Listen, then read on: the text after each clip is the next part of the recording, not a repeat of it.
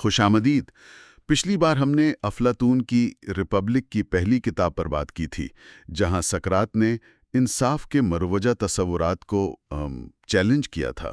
جی، خاص طور پر وہ تھریسیماکیس کی دلیل کہ انصاف تو بس طاقتور کا فائدہ ہے۔ ہاں، اور یہ کہ ناانصافی زیادہ فائدہ مند ہے۔ بحث مطلب ایک طرح سے ادھوری رہ گئی تھی۔ بالکل صحیح۔ تھریسیماکس چپ تو ہو گیا تھا، لیکن لگتا نہیں کہ وہ قائل ہوا تھا۔ وہیں سے آج کی بات شروع ہوتی ہے، یعنی کتاب 2 کی۔ جی ہاں۔ آج ہم دوسری کتاب کو ذرا تفصیل سے دیکھیں گے۔ یہاں بحث کو گلاؤکون اور ایڈیمینٹس آگے بڑھاتے ہیں۔ افلاطون کے بھائی ہے نا؟ جی بالکل، اور وہ صرف تھریسیما کی اس کی بات دہراتے نہیں، بلکہ اسے آپ کہہ لیں زیادہ مضبوط بنا کر پیش کرتے ہیں۔ زیادہ پریشان کن شکل میں شاید۔ ہاں، ہو سکتا ہے۔ وہ سقراط کو چیلنج کرتے ہیں کہ بھئی یہ ثابت کرو کہ انصاف خود اپنی وجہ سے، اپنے اندرونی فائدے کی وجہ سے اہم ہے، نہ کہ صرف اس لیے کہ اس سے کوئی انعام ملے گا یا اچھی شہرت ہوگی۔ ہمارے پاس آج ریپبلک کی دوسری کتاب کے کچھ حصے ہیں، اور ہم انہی کی روشنی میں دیکھیں گے کہ یہ بحث کیسے آگے بڑھتی ہے۔ یہ واقعی سوچنے پر مجبور کرنے والا حصہ ہے۔ تو آئیے گلاؤکون کے چیلنج سے شروع کریں۔ وہ کہتا ہے کہ زیادہ تر لوگ انصاف کو ایک ضروری برائی سمجھتے ہیں۔ ضروری برائی؟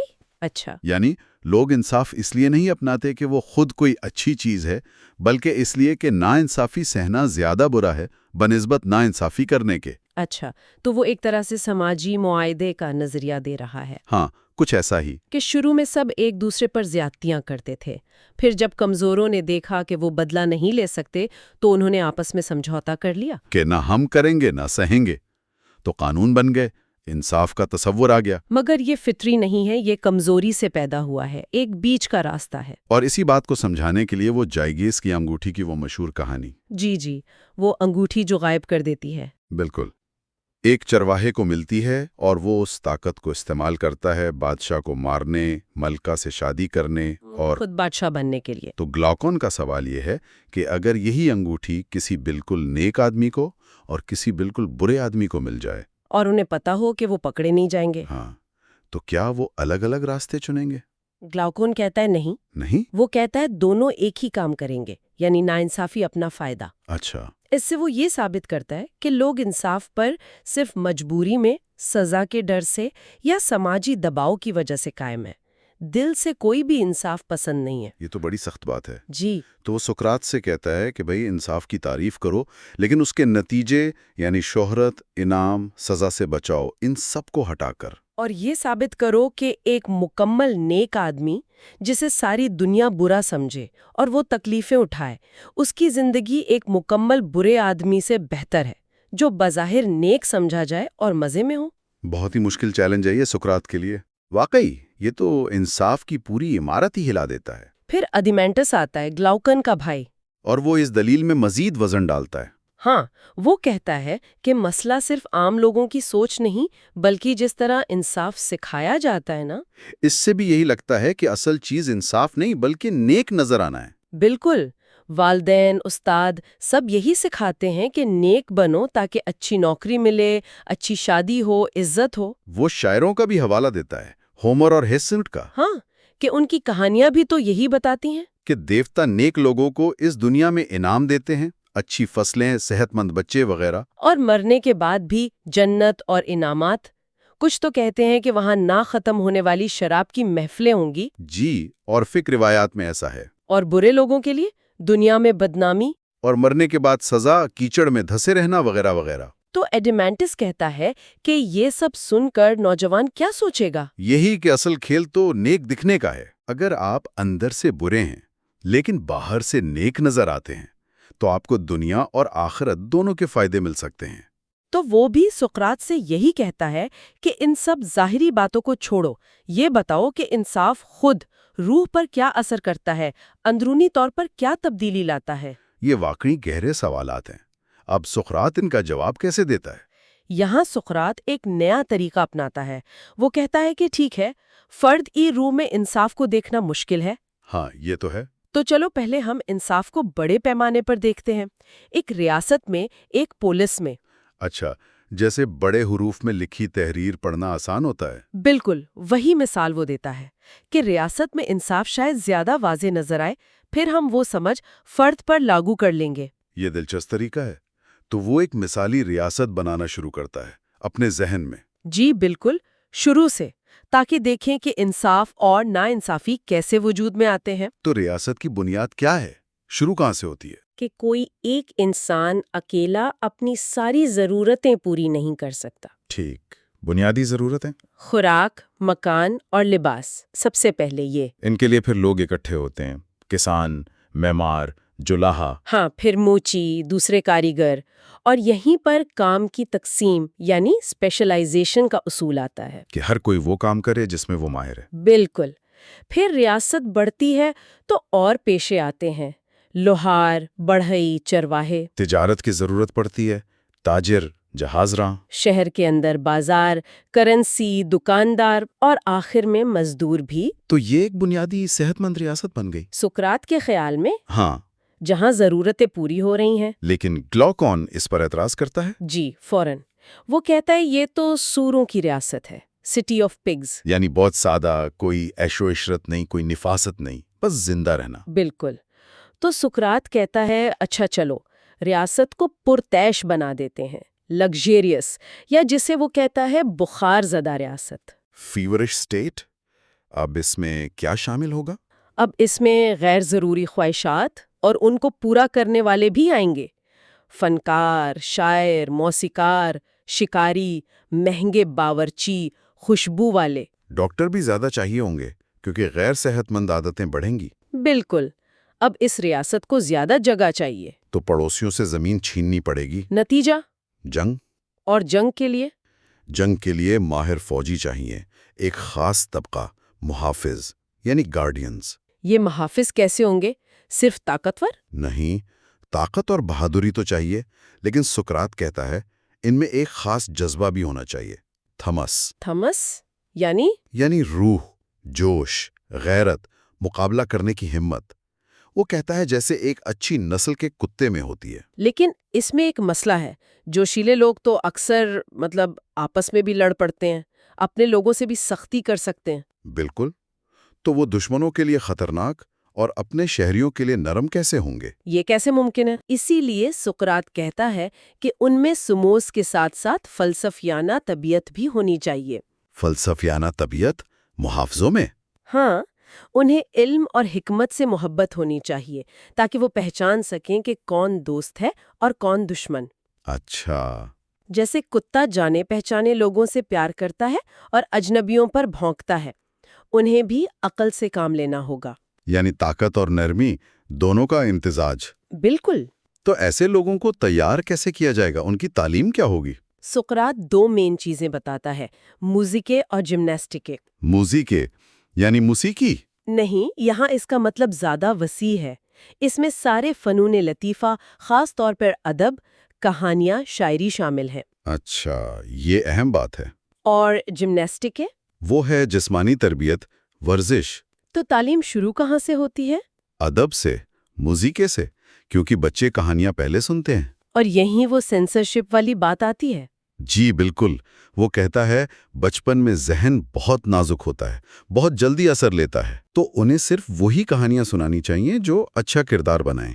ہاں، اور وہ بڑی بے رحمی سے ہومر اور ہیسیٹ جیسے بڑے شاعروں پر بھی تنقید کرتا ہے۔ اچھا، ان پر بھی؟ جی، کہتا ہے وہ کہانیاں جن میں دیوتاؤں کو لڑتے جھگڑتے، دھوکہ دیتے، برے کام کرتے دکھایا گیا ہے، وہ سب ختم کر دینی چاہیے۔ مثال کے طور پر؟ جیسے دیوتاؤں کی آپسی لڑائیاں، یا وہ انسانوں کا روپ بدل کر انہیں دھوکہ دے رہے ہیں، یہ سب نہیں۔ تو پھر کیسی کہانیاں ہونی چاہیے؟ کن اصولوں پر؟ دو بنیادی اصول وہ دیتا ہے الہیات کے بارے میں۔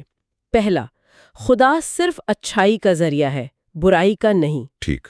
دوسرا، خدا سچا ہے اور بدلتا نہیں ہے، نہ وہ اپنی شکل بدلتا ہے نہ جھوٹ بولتا ہے۔ اور روح کا جھوٹ یعنی حقیقت کے بارے میں غلط فہمی، وہ سب سے برا ہے۔ جی، ان اصولوں کے تحت تو بہت سی مشہور یونانی کہانیاں رد ہو جاتی ہیں۔ اس کے علاوہ کردار سازی کے لیے اور کیا ضروری ہے؟ وہ کہتا ہے نوجوانوں میں بہادری پیدا کرنی ہے، تو موت اور ہیڈیز یعنی عالم ارواح کو بہت خوفناک بنا کر پیش نہ کیا جائے۔ ہیروز کو روتے پیٹتے نہیں دکھانا چاہیے؟ بالکل، نہ ہی بے قابو غصہ یا غم. انہیں اعتدال پسند ہونا سکھانا ہے. بسیار خوری، بہت زیادہ شراب، رشوت، ان سب کی کہانیاں منع ہیں. سچائی کی اہمیت سکھانی ہے. جی، سچائی بہت اہم ہے. حالانکہ وہ یہ بھی کہتا ہے کہ حکمران اگر ضرورت پڑے تو ریاست کی بھلائی کے لیے جھوٹ بول سکتے ہیں، دوا کے طور پر. لیکن عام شہری حکمرانوں سے جھوٹ نہیں بول سکتے؟ نہیں. خلاصہ یہ کہ شاعروں کو صرف وہی لکھنے کی اجازت ہوگی جو ریاست کے بنائے ہوئے اخلاقی سانچے کے مطابق ہو. یہ تو بہت سخت کنٹرول ہے. اب تعلیم کا دوسرا حصہ یعنی ورزش؟ جمناسٹک ہے. وہ سادہ اور فوجی قسم کی ہونی چاہیے. مقصد جسم کو سخت بنانا ہے، صرف ایتھلیٹ بنانا نہیں. خوراک بھی سادہ؟ بہت سادہ. بھنا ہوا گوشت بس، کوئی لگژری نہیں. وہ اپنے زمانے کی طب پر بھی تنقید کرتا ہے. اچھا. کہ وہ بیماریوں کو پالتی ہے، لمبا علاج کرتی ہے، جبکہ صحت مند زندگی گزارنی چاہیے یا جلدی علاج ہونا چاہیے. کہتے ہیں اچھی ریاست میں لوگوں کے پاس بیمار پڑے رہنے کا وقت نہیں ہونا چاہیے. جی. تو موسیقی اور ورزش، ان دونوں کا مقصد کیا ہوا؟ الگ الگ تو ٹھیک نہیں. توازن پیدا کرنا، ہارمنی. صرف ورزش سے آدمی وحشی ہو سکتا ہے، اور صرف موسیقی سے نرم اور کمزور. بالکل. موسیقی روح کے فلسفیانہ حصے کو بہتر کرتی ہے، جذبات کو قابو میں رکھتی ہے. ورزش ہمت بڑھاتی ہے، جسم مضبوط کرتی ہے. دونوں مل کر ایک متوازن، بہادر اور سمجھدار شخصیت بناتے ہیں. یہی مقصد ہے. تو اتنی سخت تربیت کے بعد حکمران کون بنے گا؟ سب تو نہیں بن سکتے. نہیں، انہی محافظوں میں سے جو بہترین ہوں گے. بہترین کا کیا مطلب ہے یہاں؟ وہ جو عمر میں زیادہ ہوں، سب سے زیادہ سمجھدار ہوں، اور سب سے اہم، جن میں یہ یقین پختہ ہو کہ ریاست کا فائدہ ہی ان کا اپنا فائدہ ہے. اور یہ کیسے پتا چلے گا؟ سخت آزمائشوں سے. انہیں بچپن سے آزمایا جائے گا، ایسی حالتوں میں ڈالا جائے گا جہاں وہ یہ یقین بھول سکتے ہیں. جیسے لالچ دے کر یا ڈرا کر؟ ہاں، یا کوئی انہیں بہکا دے. جو ان سب آزمائشوں میں ثابت قدم رہیں، اپنے یقین پر قائم رہیں. انہیں اصل حکمران بنایا جائے گا، گارڈینز پراپر یا رولرز. اور جو یہ آزمائش پاس نہ کر پائیں؟ وہ ان حکمرانوں کے مددگار ہوں گے، آگزیلریز، یعنی فوجی اور انتظامی آفیسر. اور باقی عوام، کسان، کاریگر؟ وہ تیسرا طبقہ ہوں گے. یہاں سقراط ایک اور بہت ہی متنازع، بلکہ آپ کہیں دھماکہ خیز تجویز دیتا ہے: عظیم جھوٹ یا نوبل لائے. جی ہاں، مہذب افسانہ. یہ کیا ہے؟ یہ ایک کہانی ہے جو تمام شہریوں کو سنائی جائے گی تاکہ وہ آپس میں جڑے رہیں اور اپنا اپنا مقام قبول کریں. اچھا، کیا کہانی ہے یہ؟ اس کے دو حصے ہیں. پہلا یہ کہ تمام شہری زمین سے پیدا ہوئے ہیں، ریاست ان کی ماں ہے اور وہ سب آپس میں بھائی بہن ہیں. اس سے تو حب الوطنی اور بھائی چارہ پیدا ہوگا. بالکل. اب دوسرا حصہ: رانوں میں سونا، مددگاروں میں چاندی، اور کسانوں کاریگروں میں پیتل اور لوہا. اس سے طبقاتی فرق بنتا ہے.